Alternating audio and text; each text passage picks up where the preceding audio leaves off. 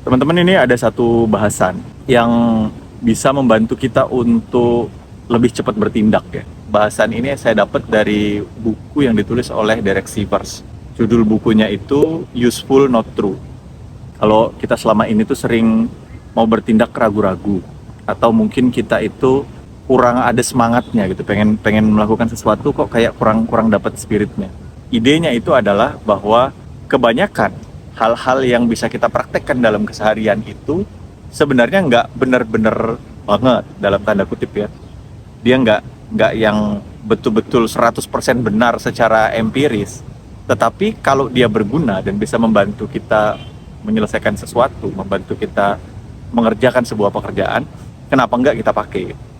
Misalnya saya sendiri, setiap kali saya ada kesulitan di dalam kantor itu, kesulitan itu karena misalnya situasi yang ambigu atau karena harus ngobrol dengan orang-orang yang beda cara pandang, saya itu selalu membayangkan diri saya itu sebagai sebuah jembatan gitu, karena saya pernah berada di berbagai posisi. Saya karirnya cukup lompat-lompat ya, awalnya engineer, lalu dari engineer jadi quality, lalu pindah lagi jadi supply chain. Jadi saya ngelihat kehidupan perkantoran itu dari berbagai sisi, karena job desk-nya sempat ganti-ganti. Lalu saya mencoba membuat si A mengerti posisinya si B kayak gimana. Jadi seolah-olah saya itu adalah jembatan yang membuat orang bisa ngelihat dari perspektif lainnya tuh kayak begini loh gitu. Atau misalnya di dalam ngebuat konten misalnya, saya suka baca hal-hal yang agak complicated, lalu saya coba untuk menyederhanakannya dengan bahasa yang bisa dipahami banyak orang gitu. Jadi saya selalu membayangkan diri saya sebagai jembatan. Nah, pertanyaannya adalah apakah benar posisi saya itu sebagai jembatan di kantor? Boleh jadi bukan juga gitu, boleh jadi enggak juga. Tidak masalah dia tidak benar secara fakta empiris. Kalau dia membantu saya untuk kepentingan praktis, memberi saya semangat, memberi saya energi untuk melakukan sesuatu, nggak masalah juga gitu. Toh yang dilakukan itu bukan sesuatu yang melanggar hukum kan gitu. Sama juga kayak misalnya kita mendapatkan semangat untuk mengerjakan sesuatu dari dongeng gitu, misalnya dari dongeng, dari kisah. Saya masih ingat cerita yang saya suka sejak dulu itu cerita tentang perlombaan katak. Jadi ada katak lomba manjat menara gitu. Terus banyak yang lain tuh pada nyorakin penontonnya tuh. Dia bilang, wah udah lawa, nggak mungkin bisa nih, pasti jatuh nih, pasti ini berat banget nih gitu. Terus katak-katak berjatuhan sampai menara tingkat tengah, masih banyak lagi yang nyorakin, terus makin banyak yang jatuh sampai akhirnya keluar juara.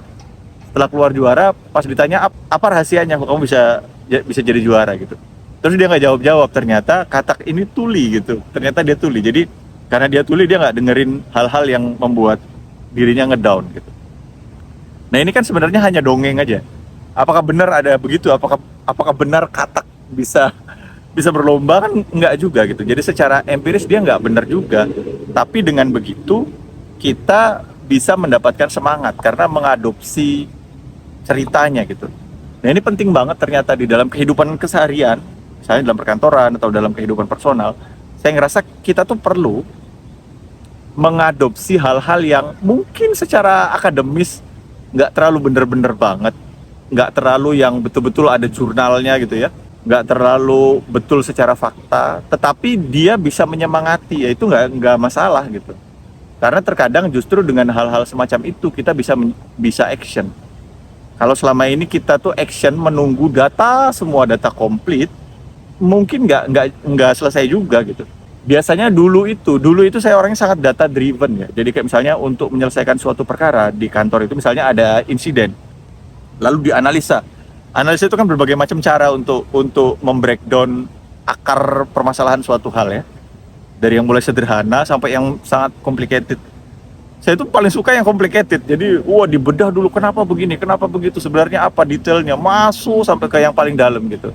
Tapi setelah megang operation juga saya ngelihat kadang-kadang orang nggak punya waktu untuk sampai sedalam itu gitu. Dan kadang-kadang juga hal-hal penyebabnya itu kan beririsan satu sama lain. Nah, kadang-kadang juga kita tuh kita perlu menggali sampai dalam banget. Tapi kita juga perlu melakukan suatu aksi sehingga masalah itu sudah mulai teratasi sebagian gitu. Jadi kayak misalnya ada kenapa tim tidak mendapatkan hasil yang diinginkan, itu kan kalau di breakdown mungkin bisa banyak banget ya. Oke, nggak apa-apa, kita lanjutkan, kita nge-breakdownnya. Tapi mungkin bisa juga kayak, kita teringat, dulu itu Steve Jobs dalam biografinya dia pernah begini, pada saat timnya begini maka dia begini gitu. Kita terinspirasi dari itu, mungkin bisa kita coba. Kita lakukan. Akan ada hikmah-hikmah yang bisa kita ambil meskipun dia nggak 100% benar gitu.